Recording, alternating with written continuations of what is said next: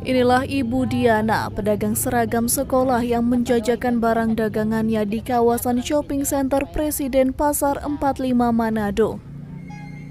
Menurutnya, ia sudah puluhan tahun berdagang di lokasi ini, bahkan sudah berhasil menyekolahkan anaknya hingga meraih sarjana dari jualan seragam. Jelang tahun ajaran baru, ia pun mengaku penjualan seragam laris manis, bahkan hingga malam hari masih diburu pelanggan.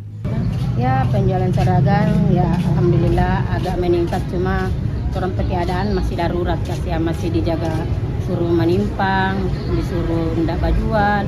Jadi kadang dapat doi, kadang ndak. Jadi kalau bajual begini alhamdulillah dapat rezeki. Kalau ndak ya ndak no. Setiap hari boleh sampai berapa? Ya, ndak tentu juga, kadang-kadang dapat kurang, dapat lebih, tergantung bahan-bahan yang ada. Ya, boleh lah. Pokoknya sampai malam alhamdulillah bisa. Diana mengaku di momen tahun ajaran baru bisa mendapatkan omset hingga 2 juta rupiah per hari. Seragam sekolah yang dijual harganya bervariasi tergantung jenis dan ukuran. Untuk kemeja di kisaran 40 sampai 75 ribu, sedangkan untuk celana berkisar 50 hingga 125 ribu rupiah. Tim Liputan Kawanua TV.